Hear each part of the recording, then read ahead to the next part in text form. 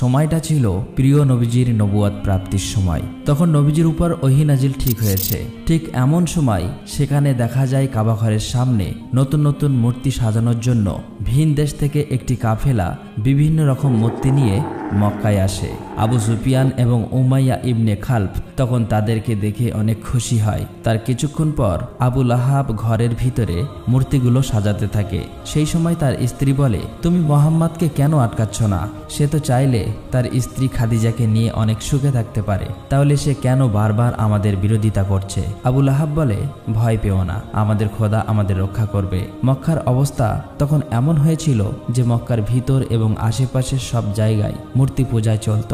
সকলেই তখন চারিদিকে আল্লাহর সাথে শিরিকে লিপ্ত হয়ে যায়। এদিকে মুহাম্মদ সাল্লাল্লাহু আলাইহি ওয়াসাল্লামের উপর হেরা গুহায় ওহী নাজিল হতে থাকে। 3 দিন পর রাসূল সাল্লাল্লাহু আলাইহি ওয়াসাল্লাম প্রচণ্ড জ্বর গায়ে বাড়ি ফিরলে তার সাহাবীরা এবং চাচা আবু তালেব তার জন্য দুশ্চিন্তা করতে থাকে। আবু সুফিয়ান, উমাইয়া এবং মক্কার নেতারা একদিন আবু তালেবের বাসায় গিয়ে তাকে হুমকি দিয়ে বলে, মুহাম্মদ সাল্লাল্লাহু আলাইহি ওয়াসাল্লাম যেন ভালো হয়ে যায়, তার এই সকল কাজ যেন খুব তাড়াতাড়ি বন্ধ করে দেয়। প্রয়োজন হলে তারা মুহাম্মদ সাল্লাল্লাহু আলাইহি ওয়াসাল্লামকে মক্কার নেতা বানাবো এবং তাকে অনেক ধনসম্পত্তি দান করব। কিন্তু রাসূল সাল্লাল্লাহু আলাইহি ওয়াসাল্লাম তখন তাদের সকল কথা প্রত্যাখ্যান করে দেয়। এদিকে উতবা ইবনে রাবিয়ার ছেলে হুজাইফাকে ইসলাম ধর্ম গ্রহণ করার জন্য শাসন করতে থাকে। পরে ইবনে হুজাইফার বোন, যে কিনা আবু সুফিয়ানের স্ত্রী, এবং তার ভাই ওয়ালিদ ও তার বিরোধিতা করতে থাকে। হযরত হুজাইফা তখন ঘর থেকে বার হয়ে চলে যায়। ওদিকে মক্কার শাসকদের ভয়ে নবীজির সাহাবীরা লুকিয়ে লুকিয়ে সারা রাত ইসলাম ধর্ম গ্রহণ করতে থাকে। একদিন তারা আল্লাহর ইবাদত করতে করতে সকাল হয়ে গেলে যে যার বাসায় লুকিয়ে লুকিয়ে চলে যায়। নবীজির এক সাহাবা সারা রাত বাড়ি না ফেরায় তার বাবা মা তাকে নিয়ে দুশ্চিন্তা করছিল। বাসায় ফিরলে তার বাবা মা তাকে বলে, তুমি কোথায় ছিলে? এমন সময় তাদের ঘরে থাকা মূর্তিটি হাতে লেগে পড়ে সেখানেই ভেঙে যায়। তার বাবা বলে, তুমি এটা কি সর্বনাশ করলে? এতদিন যে খোদা আমাদের রক্ষা করত, তুমি তাকে ভেঙে ফেললে। তখন ওই সাহাবী বলে, যে খোদা নিজে নিজেকে রক্ষা করতে পারে না, সে আমাদের কিভাবে রক্ষা করবে? তার বাবা মা তখন বলে, তুমি মুহাম্মাদের সাথে মিশে নিজের বিপদ নিজেই ডেকে আনছো। তখন সাহাবী বলে, মোটেও না। সে তখন রাসূল সাল্লাল্লাহু আলাইহি ওয়াসাল্লামের বাণীগুলো শোনাতে থাকে। এক পর্যায়ে তার বাবা মা তাদের ভুলগুলো সব বুঝতে পারে এবং ইসলাম ধর্ম গ্রহণ করে নেয়। পরের দিন মক্কার নেতারা এসব জানতে পেরে ওই সাহাবীকে ডেকে আনে। সকলেই ওই সাহাবীর সামনে রাসূল সাল্লাল্লাহু আলাইহি ওয়াসাল্লামের সম্পর্কে হাসি ঠাট্টা করতে থাকে। উমাইয়া তখন তার গোলাম বেলালকে বলে, বেলাল, তুমি ওকে ততক্ষণ মারতে থাকবে যতক্ষণ ও নিজের ভুল বুঝতে না পারে। কিন্তু হযরত বেলাল জানতেন রাসূল সাল্লাল্লাহু আলাইহি ওয়াসাল্লামের সকল বাণীগুলি ছিল সত্যবাণী। সে মনে প্রাণে আল্লাহকে ভয় করতেন। ফলে সে তার মনিব উমাইয়ার মুখে বলে দেয়, না, এটা আমি কখনোই করতে পারবো না। উমাইয়া তখন হযরত বেলালকে মরুভূমিতে নিয়ে অমানবিক অত্যাচার করতে থাকে। তখন সেখানে নবীজির পালক পুত্র জাহেদ আসে এবং বলে, আবু বকর এই গোলামের জন্য 200 দিনার দিতে রাজি আছে, তুমি তাকে মুক্ত করে দাও। উমাইয়া তখন এই দিনারগুলো দেখে হযরত বেলালকে মুক্ত করে দেয়। এদিকে নবীজির কাছে ওহী নাজিল হওয়ায় মক্কার লোকেরা যেন সকলের সামনে ইসলাম প্রচারের কাজ চালিয়ে যায়। আল্লাহর হুকুমে সাহাবীরা সকলেই একত্রিত হয়ে মক্কা শহরে ইসলাম প্রচার করতে থাকে। তারা সকলেই দলবদ্ধ হয়ে কাবা ঘরের দিকে অগ্রসর হতে থাকে। মক্কার কাফের মুশরিকরা তখন নানাভাবে তাদেরকে অত্যাচার করতে থাকে। অনেক কষ্ট সহ্য করে তারা শেষমেশ কাবা ঘরের সামনেই পৌঁছাতে সক্ষম হয়। রাতে আবু সুফিয়ান এবং তার স্ত্রী কথা বলছিল। আবু সুফিয়ানের স্ত্রী তখন তাকে বলে, কিভাবে একজন অশিক্ষিত ব্যক্তির মুখ থেকে এত সুন্দর এবং সত্যবাণী বার হয়? আবু সুফিয়ান তখন বলে, যেভাবে দিন দিন তার অনুসারীরা বৃদ্ধি পাচ্ছে, আমাদের কিছু একটা করতেই হবে। আমরা প্রথমে মুহাম্মাদের দুর্বল এবং অসহায় অনুসারীদেরকে অত্যাচার ও নির্যাতনের মাধ্যমে ইসলাম ধর্ম ত্যাগ করতে বাধ্য করব। যেই বলা সেই কাজ।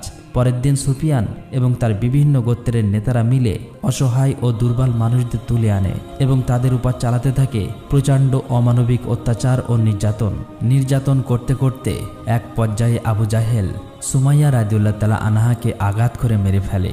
একটু পরে সেখানে হামজা আব্বাস রাদিয়াল্লাহু তাআলা আনহু নবীজির পালক পুত্র জাহেদ আসলে সেখানে সাহাবীদের অবস্থা খুবই মর্মান্তিক দেখে জায়েদ বলে, তোমরা আবিসিনিয়ায় চলে যাও, কারণ সেখানকার শাসক ছিল অত্যন্ত ন্যায়পরায়ণ এবং ধার্মিক একজন খ্রিস্টান বাদশার কাছে।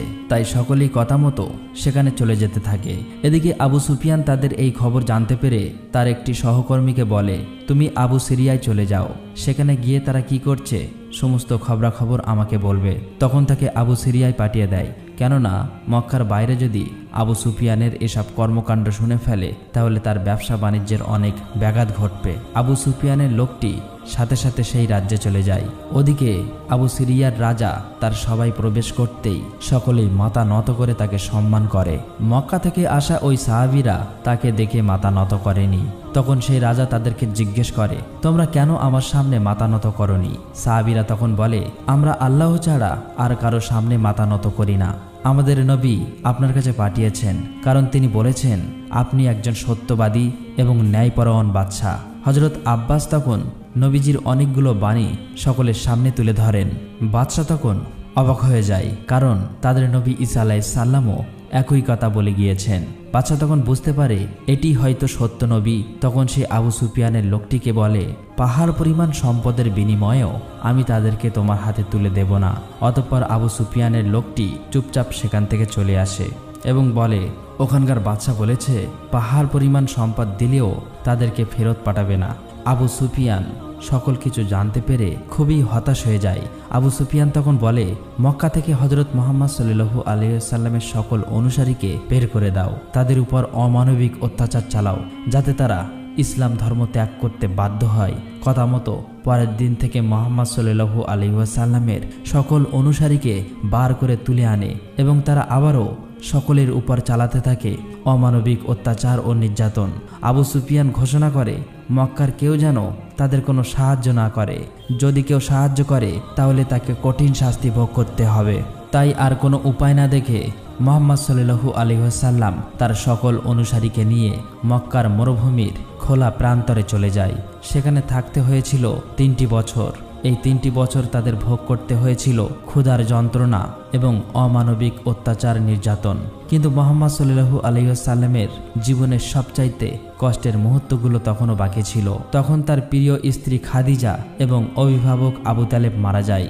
আবু তালেবের মৃত্যুর আগে পর্যন্ত মক্কার কাফের মুশরিকদের আল্লাহর রসুলের দাওয়াত দিয়েছেন, কিন্তু মক্কার কাফের মুশরিকরা প্রতিবারের মতোই আল্লাহ এবং তার রসুলের কথাগুলো অমান্য করে গিয়েছে। চাচা আবু তালেবের মৃত্যুর পর নবীজির উপর থেকে যেন ছায়া সরে গেল। মক্কার কাফেররা এবার আরও বেশি কষ্ট দিতে লাগলো। বাধ্য হয়ে মুহাম্মদ সাল্লাল্লাহু আলাইহি ওয়াসাল্লাম তার পালিত পুত্র জাহেদকে নিয়ে তাইফে চলে যায়। কিন্তু সেখানে গিয়ে দেখল ভিন্ন চিত্র। তাইফের মানুষ মুহাম্মদ সাল্লাল্লাহু আলাইহি ওয়াসাল্লামকে কবুল করেনি, বরং তারা তাদের বাচ্চাকে লেলিয়ে দেয় তাকে পাথর মারার জন্য। বাচ্চারা তখন মুহাম্মদ সাল্লাল্লাহু আলাইহি ওয়াসাল্লামকে পাথর মারতে মারতে সেখান থেকে সরিয়ে দেয়। মুহাম্মদ সাল্লাল্লাহু আলাইহি ওয়াসাল্লাম এই ব্যবহারে এত বেশি কষ্ট পেয়েছিল যে ওই দিন তার জীবনের সবচেয়ে বেশি কষ্টের দিন বলে আখ্যায়িত হয়েছিল। দুঃখ ও ভারাক্রান্ত মন নিয়ে নবীজি কাঁদতে কাঁদতে রক্তাক্ত অবস্থায় তায়েফ ত্যাগ করে। নবীজি তখন তার সকল আশা ছেড়ে দিয়েছিল। এমন সময় আল্লাহ তাআলার হুকুমে অদ্ভুতভাবে মদিনা থেকে একটি কাফেলা আসে। তারা এসে নবীজিকে মদিনায় যাওয়ার জন্য আমন্ত্রণ জানায়। এটা শুনে নবীজি অনেক খুশি হয়েছিল। নবীজি তখন তার সাহাবীদের কথা চিন্তা করে নিজেই মক্কায় থেকে যায়, যা করে তার সাহাবীরা কোনো বাধা বিপত্তি ছাড়া মদিনায় পৌঁছাতে পারে। দিন দিন এভাবেই মুহাম্মদ সাল্লাল্লাহু আলাইহি ওয়াসাল্লামের জনপ্রিয়তা এবং ইসলাম প্রসার দেখে আবু সুফিয়ান এবং তার লোকেরা নবীজির উপর আরও বেশি হিংসা করতে থাকে। তারা বলে, এবার নবীজিকে হত্যা করব। যেই ভাবা সেই কাজ। তারা অনেক লোক পাঠিয়ে দেয় নবীজিকে মারার জন্য। সেখানে গিয়ে দেখে নবীজির বদলে হযরত আলী রাদিয়াল্লাহু তাআলা আনহু শুয়ে আছে। আবু সুফিয়ান এই ব্যাপারটি জানতে পারলে তখন সে মক্কায় ঘোষণা করে দেয়, যে ব্যক্তি মুহাম্মদ সাল্লাল্লাহু আলাইহি ওয়াসাল্লামকে জীবিত অথবা মৃত অবস্থায় ধরে আনতে পারবে তাকে 100 উট পুরস্কার দেওয়া হবে। মক্কার লোকেরা তখন পাগলের মতো বেরিয়ে যায় নবীজিকে খোঁজার জন্য। খুঁজতে খুঁজতে তারা একটি গুহা দেখতে পায়, কিন্তু তারা গুহার মুখে গিয়ে দেখতে পায় একটি মাকড়সার জাল বাসা বেঁধে আছে, যা দেখে বুঝতে পারে এই গুহায় অনেক দিন ধরে কেউ প্রবেশ করেনি। আসলে তাদের ধারণাটি ভুল ছিল। গুহাটির ভিতরেই আমাদের প্রিয় নবী হযরত মুহাম্মদ সাল্লাল্লাহু আলাইহি ওয়াসাল্লাম এবং তার সাহাবীরা ছিল। আল্লাহর হুকুমে মাকড়সার জাল বাঁধার কারণে কাফেররা বিভ্রান্ত হয়ে চলে যায়। ফলে আমাদের প্রিয় নবী হযরত মুহাম্মদ সাল্লাল্লাহু আলাইহি ওয়াসাল্লাম এবং তার সাহাবীরা সেবারের মতো বেঁচে যায়। এদিকে মক্কার লোকেরা অপেক্ষা করতে থাকে কখন মুহাম্মদ সাল্লাল্লাহু আলাইহি ওয়াসাল্লাম তাদের কাছে এসে পৌঁছাবে। অপেক্ষা করতে করতে একসময় মদিনার মরুভূমিতে দেখা যায় মুহাম্মদ সাল্লাল্লাহু আলাইহি ওয়াসাল্লাম তাদের দিকে ফিরে আসছে, যা দেখে তারা খুবই আনন্দিত হয়ে যায়। তারা সকলেই মুহাম্মদ সাল্লাল্লাহু আলাইহি ওয়াসাল্লামকে অতি যত্ন আদরের সাথে গ্রহণ করে নেয়। এরপর আল্লাহ তাআলার হুকুমে একটি উটের মাধ্যমে একটি জায়গা নির্বাচন করে সেখানে একটি মসজিদ নির্মাণ করা হয়। মদিনার সকল ধনী গরিব একসাথে ওই মসজিদের কাজ সম্পন্ন করে। এরপর হযরত হামজা বলে, মসজিদে কি যেন একটা কমতি রয়েছে। তখন এক সাহাবী বলে, সকলকে আল্লাহর কথা স্মরণ করে দেওয়ার জন্য আমাদের একটি ঘণ্টা রাখার প্রয়োজন। হযরত হামজা তখন বলে, না, ঘণ্টা তো খ্রিস্টানরা ব্যবহার করে। তখন এক সাহাবী বলে, তাহলে আমরা কেন বাদ্যযন্ত্র ছাড়া নিজেরাই মানুষকে আল্লাহর পথে ডাকছি না? হযরত মুহাম্মদ সাল্লাল্লাহু আলাইহি ওয়াসাল্লাম তখন বেলালের দিকে আঙুল দিয়ে ইশারা করে বলে, হে বেলাল, তুমি আজান দাও। হযরত মুহাম্মদ সাল্লাল্লাহু আলাইহি ওয়াসাল্লামের আদেশে বেলাল প্রথমবারের মতো মদিনায় আজান দেয়। অন্যদিকে মক্কা তো ছিল এখন পুরোপুরি ফাঁকা। সেখানে হযরত মুহাম্মদ সাল্লাল্লাহু আলাইহি ওয়াসাল্লামের অনুসারীরা বা তার গোত্রের কেউ ছিল না।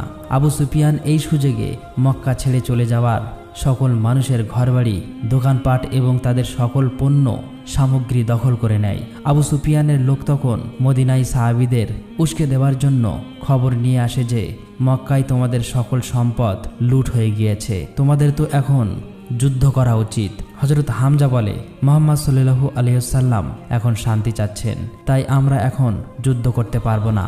হযরত হামজা রাদিয়াল্লাহু তাআলা আনহু হযরত মুহাম্মদ সাল্লাল্লাহু আলাইহি ওয়াসাল্লামের কাছে গিয়ে বলল, ইয়া রাসূলুল্লাহ, আমাকে যুদ্ধের অনুমতি দিন।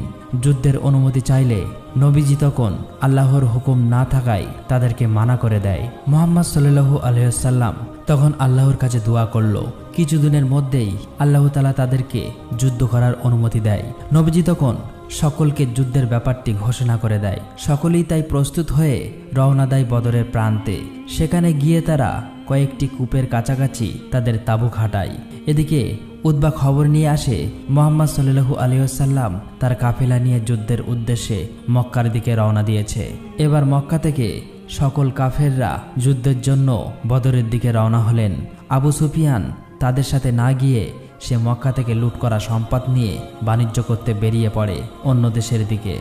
কাফেররা যুদ্ধের জন্য আবু সুফিয়ানের কাছে সাহায্য চাইলেও সে তার মালগুলো নষ্ট হবার ভয়ে যুদ্ধে যেতে অস্বীকৃত জানায়। এদিকে যুদ্ধের দিন ঘনিয়ে আসলে সকলেই বদরের প্রান্তে একত্রিত হয়। মুহাম্মদ সাল্লাল্লাহু আলাইহি ওয়াসাল্লামের কাফেলাটি বদরের প্রান্তের বেশ কয়েকটি কূপের কাছাকাছি তাদের ঘাঁটি বাঁধে। সেখানে দাঁড়িয়ে সকলকে বলে, তোমরা সকলেই ইচ্ছে মতো পানি পান করে নাও। পানি পান করা হয়ে গেলে প্রতিটি কূপের মুখ পাথর দিয়ে ঢেকে দাও। সবাই ইচ্ছে মতো পানি পান করে প্রতিটি কূপের মুখগুলো পাথর দিয়ে ঢেকে দেয়, যাতে করে কাফেররা এসে সেখানে পানি পান করতে না পারে এবং এর ফলে তারা শারীরিকভাবে দুর্বল হয়ে পড়বে। মুহাম্মদ সাল্লাল্লাহু আলাইহি ওয়াসাল্লাম যেমনটি ভেবেছিল ঠিক তেমনটি হয়েছে। কাফেররা অনেক দূর থেকে আসার কারণেই পিপাসায় তারা কাতর হয়ে পড়েছিল, যার কারণে সংখ্যায় বেশি হলেও যুদ্ধের জন্য তারা শারীরিকভাবে ছিল দুর্বল। যাই হোক, এক পর্যায়ে যুদ্ধ শুরু হলে সেখানে কাফেরদের সাথে মুসলমানদের অনেক রক্তপ্রাপ্ত একটি যুদ্ধ হয়। কিন্তু ভালো সংবাদ এটি ছিল যে সে যুদ্ধে আবু সুফিয়ান বাদে মক্কার বড় বড় প্রায় সকল নেতারাই মারা গিয়েছিল। এভাবেই মাত্র ৩১৩ জন সাহাবী নিয়ে মক্কায় হযরত মুহাম্মদ সাল্লাল্লাহু আলাইহি ওয়াসাল্লাম বদরের যুদ্ধে জয়ী হয়। বদরের যুদ্ধে জয়ের ফলে মুসলমানদের ক্ষমতা পূর্বের তুলনায় অনেক বৃদ্ধি পায়। এদিকে আবু সুফিয়ান তার বাণিজ্য শেষ করে মক্কায় ফিরে আসলে সকল ঘটনা শুনে মুহাম্মদ সাল্লাল্লাহু আলাইহি ওয়াসাল্লামের বিরুদ্ধে আরো বেশি রেগে যায়। তার স্ত্রী ভিন্ত ইবনে উতবার বাবাও ভাই সেই বদরের যুদ্ধে হামজার হাতে নিহত হয়েছিল, যার কারণে সে তার ভাই ও বাবার প্রতিশোধের আগুনে ক্ষুব্ধ হয়ে ওঠে। আবু সুফিয়ানের সবাই একজন বর্ষা নিক্ষেপকারী ছিল, যার নিশানা ছিল অতি নিখুঁত এবং সূক্ষ্ম। আবু সুফিয়ানের স্ত্রী তখন সেই বিক্ষোভকারীর কাছে গিয়ে বলে, তুমি যদি হযরত হামজাকে মারতে পারো তাহলে আমি তোমাকে অনেক স্বর্ণ মুদ্রা দেব এবং তোমাকে আজাদ করে দিব। এভাবেই কেটে যায় ১ বছর। এক সাহাবী মক্কা থেকে একদিন খবর নিয়ে আসে মক্কার লোকেরা তাদের বদরের যুদ্ধের প্রতিশোধ নেওয়ার জন্য আবার নতুনভাবে যুদ্ধের প্রস্তুতি নিচ্ছে। তারা সংখ্যায় মুসলমানদের তুলনায় অনেক বেশি, তাই মুসলমানদের জন্য এটি ছিল একটি দুশ্চিন্তার ব্যাপার। দেখতে দেখতে এভাবেই সময় ঘনিয়ে আসে। সকলেই উপস্থিত হয় উহুদ পাহাড়ের সামনে। মুহাম্মদ সাল্লাল্লাহু আলাইহি ওয়াসাল্লাম সাহাবীদেরকে দুটি দলে ভাগ করে দেয়।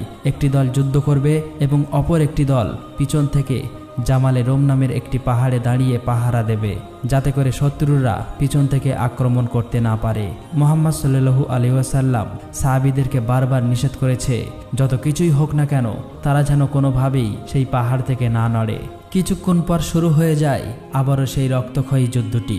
যুদ্ধ করতে করতে আবু সুফিয়ানের স্ত্রীর সেই ঠিক করা বর্ষা নিক্ষেপকারী সুযোগ বুঝে একটি বর্ষা নিক্ষেপ করে হযরত হামজাকে মেরে ফেলে। হযরত হামজার মৃত্যু দেখে মুসলমানরা প্রচণ্ড রেগে যায়। তারা সবাই অনেক বেশি ক্ষুব্ধ হয়ে যায়, যা দেখে কাফির মুশরিকরা তখন পালাতে থাকে। মুসলমানরা ভেবেছিল তারা হয়তো যুদ্ধে বিজয়ী হয়ে গিয়েছে। এটি দেখে পিছনের পাহারাদার সকল সাহাবীরা সেখান থেকে চলে আসে, কিন্তু এটিই ছিল তাদের সবচেয়ে বড় ভুল। যুদ্ধের জন্য আবু সুফিয়ান খালিদ বিন ওয়ালিদ নামক একজন লোককে ঠিক করে রেখেছিল। সে দূর থেকেই সকল কিছু দেখেছিল, তাই সে তার বাহিনী নিয়ে পিছন থেকে মুহাম্মাদের উপর আক্রমণ করে বসে। হঠাৎ করে পেছন থেকে আক্রমণ হওয়ার ফলে মুসলমানরা একের পর এক মারা যেতে থাকে। পরিস্থিতি খারাপ দেখে তখন সকল মুসলমানরা সেখান থেকে পালিয়ে যায়। মুহাম্মদ সাল্লাল্লাহু আলাইহি ওয়াসাল্লামের কঠোর আদেশ অমান্য করার কারণেই এভাবেই বিজয়ী হতে হতে উহুদের যুদ্ধে হেরে যায়। যুদ্ধ শেষ হলে আবু সুফিয়ানের স্ত্রী হযরত হামজার লাশটি খুঁজে বের করে এবং তার বুক চিরে কলিজাটি চিবিয়ে খেতে থাকে। এভাবেই কেটে যায় দীর্ঘদিন। মুহাম্মদ সাল্লাল্লাহু আলাইহি ওয়াসাল্লাম তার সাহাবীদের নিয়ে বিশাল একটি কাফেলা নিয়ে বের হয় ইসলাম প্রচারের উদ্দেশ্যে। মাঝপথে গিয়ে তারা সবাই বিশ্রাম নেওয়ার জন্য এক জায়গায় বসে পড়ে। হঠাৎ সেখানে খালিদ বিন ওয়ালিদ তার সৈন্য বাহিনী নিয়ে চলে আসে আক্রমণ করার জন্য, কিন্তু মুসলমানদের ব্যবহারে তাকে মুগ্ধ করে ফেলেছিল। তাই খালিদ বিন ওয়ালিদ আর কিছু না বলে সেখান থেকে চলে যায়। এদিকে মুহাম্মদ সাল্লাল্লাহু আলাইহি ওয়াসাল্লাম মক্কার কাফেরদের সাথে একটি চুক্তি করে, যেখানে 10 বছর কেউ কারো উপর আঘাত করতে পারবে না। কাফেরদের সাথে এই চুক্তিতে মুসলমানরা রাজি হয়ে যায়। এটি ছিল মুসলমানদের জন্য একটি অন্যতম সুযোগ। এই 10 বছর শেষ হওয়ার আগেই মুসলমানরা ইসলামের ব্যাপক প্রসার ঘটানোর প্ল্যান করে। মুহাম্মদ সাল্লাল্লাহু আলাইহি ওয়াসাল্লাম তখন তার সাহাবীদেরকে পৃথিবীর বিভিন্ন দেশে দাওয়াতের জন্য পাঠিয়ে দেয়। এভাবেই আস্তে আস্তে মুসলমানদের সংখ্যা দিন দিন বাড়তে থাকে। বিভিন্ন কাফির মুশরিকরা ইসলাম ধর্ম কবুল করতে থাকে। এমনকি আবু সুফিয়ানের দলের সেই লোক খালিদ বিন ওয়ালিদ, যে কিনা নবীজিকে উহুদের যুদ্ধে হারিয়েছিল, সেও নিজে ইসলাম ধর্ম গ্রহণ করে নেয়। হঠাৎ একদিন কিছু কাফের মুশরিক এসে মুসলমানদের কাফেলা আক্রমণ করে বসে, যার ফলে সেখানে অনেক সাহাবী শহীদ হয়ে যায়। সকলেই বুঝে ফেলে দিয়েছিল আবু সুফিয়ানের চালাকি। আবু সুফিয়ান তার শর্ত ভঙ্গ করে চুক্তি নষ্ট করে ফেলেছিল। খবর পেয়ে পরের দিন আবু সুফিয়ান মদিনায় আসে, কিন্তু চুক্তি ভঙ্গ হবার কারণেই মদিনায় কেউ তার সাথে কথা বলতে চাইছিল না। সবাই থেকে ঘৃণার চোখে দেখতে থাকে। এমনকি সে হযরত মুহাম্মদ সাল্লাল্লাহু আলাইহি ওয়াসাল্লামের সাথে কথা বলতে চাইলে মুহাম্মদ সাল্লাল্লাহু আলাইহি ওয়াসাল্লাম বারবার তার দিক থেকে মুখ ফিরিয়ে নিচ্ছিল। আবু সুফিয়ান তখন নিজের মতো করে বলতে থাকে, আমি সব দিক থেকে হেরে গেলাম এমন একজনের কাছে, যে কিনা একজন মেষপালক। তখন হযরত আব্বাস রাদিয়াল্লাহু তাআলা আনহু বলে, সেই সামান্য মেষপালকের ধর্ম এখন সারা বিশ্বে ছড়িয়ে পড়েছে। ততদিন ইসলাম ধর্ম গ্রহণকারী লোক সংখ্যা ছিল 10,000-এরও বেশি। এই বহুল সংখ্যক সাহাবী নিয়ে নবীজি রওনা দেয় মদিনা থেকে মক্কার উদ্দেশ্যে। আবু সুফিয়ান তখন মক্কায় ফিরে এসে তার গোত্রের লোকদের বলতে থাকে, আর কোনো উপায় নেই, মুহাম্মদ তার কথা রেখেছে। সে সত্যিই সারা বিশ্বে সকলের মন জয় করে নিয়েছে। মক্কার কাফেররা তখন বুঝতে পারে তাদের আর কোনো করার কিছুই ছিল না। মুহাম্মদ সাল্লাল্লাহু আলাইহি ওয়াসাল্লাম এবং তার সাহাবীরা মক্কার পাশেই মরুভূমিতে রাত্রি যাপন করতে থাকে। আবু সুফিয়ান এবং তার স্ত্রী হিন্দ ইবনে উতবা রাতে লুকিয়ে লুকিয়ে তাদেরকে দেখতে যায় এবং এত বড় কাফেলা দেখে তারা খুবই অবাক হয়ে যায়। আবু সুফিয়ান বুঝতে পারে ইসলামের বিজয় সুনিশ্চিত। আবু সুফিয়ান তখন সেই কাফেলার কাছে গিয়ে মুহাম্মদ সাল্লাল্লাহু আলাইহি ওয়াসাল্লামের সাথে দেখা করে এবং তার কাছে ইসলাম ধর্ম কবুল করে নেয়। পরের দিন মুহাম্মদ সাল্লাল্লাহু আলাইহি ওয়াসাল্লাম তার বিশাল কাফেলাটি নিয়ে মক্কায় চলে আসে। মুহাম্মদ সাল্লাল্লাহু আলাইহি ওয়াসাল্লাম মক্কাকে অনেক ভালোবাসতেন। মক্কায় আসার পর সকল মুসলমানরা মিলে কাবা ঘর দখল করে নেয়। মুহাম্মদ সাল্লাল্লাহু আলাইহি ওয়াসাল্লাম তখন সকলের উদ্দেশ্যে বলতে থাকেন, তিনি তার সকল শত্রুকে ক্ষমা করে দিয়েছেন, আজ থেকে তোমরা সবাই মুক্ত। এদিকে মুহাম্মদ সাল্লাল্লাহু আলাইহি ওয়াসাল্লাম বুঝতে পারে তার জীবনের শেষ দিনগুলো ঘনিয়ে আসছে, তাই জীবনের শেষবারের মতো সে বিদায় হজের ভাষণ দিতে চেয়েছিলেন, যেখানে নবীজি বলেছেন, আমি হয়তো তোমাদের মাঝে আর বেশি দিন থাকবো না। তোমরা গরিবদের তাই খাওয়াও যা তোমরা খাও, তাদের তাই পড়তে দাও যা তোমরা নিজে পরিধান করো। মনে রেখো, তোমাদের সকলেই একদিন মহান আল্লাহ তাআলার সামনে উপস্থিত হতে হবে এবং তোমাদের সকল কৃতকর্মের হিসাব দিতে হবে। মুহাম্মদ সাল্লাল্লাহু আলাইহি সাল্লাম তার সাহাবীদের এরকম অসংখ্য মেসেজ দিয়ে গিয়েছিল। মুহাম্মদ সাল্লাল্লাহু আলাইহি ওয়াসাল্লামের শেষ কথা ছিল, আমি তোমাদের কাছে দুটি জিনিস রেখে যাচ্ছি, আল্লাহর কোরআন এবং আমার সুন্নাহ, যা তোমাদের জন্য আলো এবং নির্দেশনা স্বরূপ। এভাবেই হযরত মুহাম্মদ সাল্লাল্লাহু আলাইহি ওয়াসাল্লাম তার সারাটা জীবন শুধু কষ্ট এবং ত্যাগের বিনিময়ে আমাদেরকে ইসলাম ধর্ম দিয়ে গিয়েছেন। নিজের পুরোটা জীবন উনি শুধু তার উম্মতের কথাই ভেবে গিয়েছেন। প্রিয় নবী হযরত মুহাম্মদ সাল্লাল্লাহু আলাইহি সাল্লাম জীবনের শেষ মুহূর্তেও তিনি তার উম্মতের কথা ভাবতে ভাবতেই মৃত্যুবরণ করেন। তাই আমরা সকলেই চেষ্টা করব আমাদের প্রিয় নবী হযরত মুহাম্মদ সাল্লাল্লাহু আলাইহি সাল্লামের সকল সুন্নাহগুলোকে আঁকড়ে ধরার এবং কোরআনের আলো দিয়ে নিজেদের জীবনকে গড়ে তোলার। আমার বিশ্বাস মুহাম্মদ সাল্লাল্লাহু আলাইহি সাল্লামের জীবনী প্রতিটা মুসলমানের জন্য গর্বের এবং শিক্ষণীয় বিষয়। আল্লাহ তাআলা যেন আমাদের সকলকে প্রিয় নবী হযরত মুহাম্মদ সাল্লাল্লাহু আলাইহি সাল্লামের দেখানো পথে চলার তৌফিক দান করুক। আমিন।